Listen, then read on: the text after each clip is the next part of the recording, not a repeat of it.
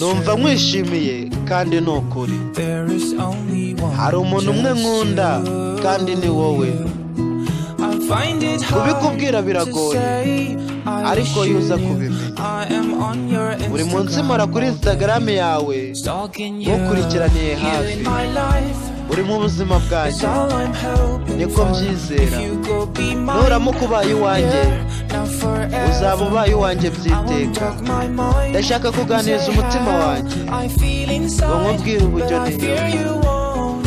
niyo ariko mfite ubwoba ko waba utabyumva nkanjye niba nkunda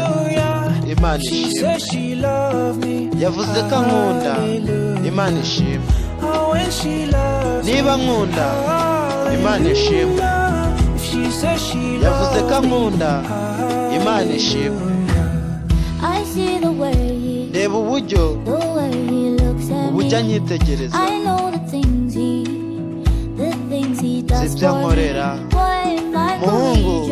yaba nashoboraga gusoma mu ntekerezo zawe naba miriwe ndamutse ndi mu bitekerezo byawe uramutse ubaye iwanjye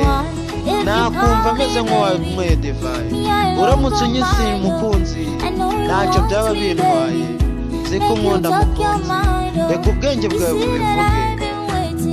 urabibona ko mpora nkutegereje njye ntabwo mbesha ubanza ngiye gusa ntekereza ko nkunda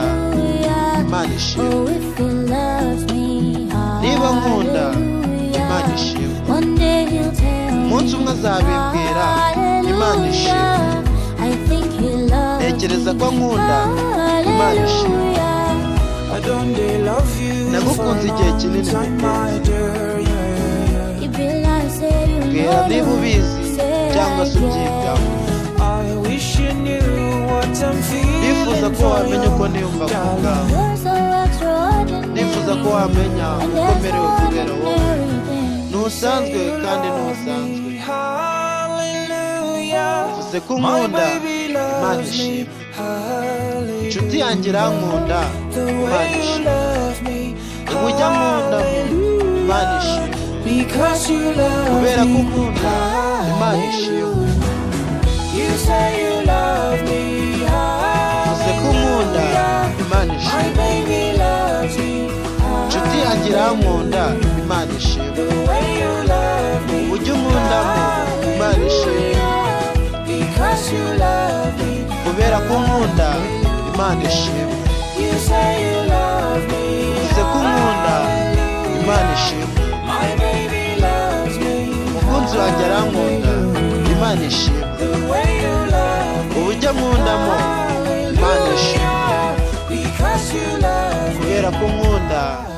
Imana ishimwe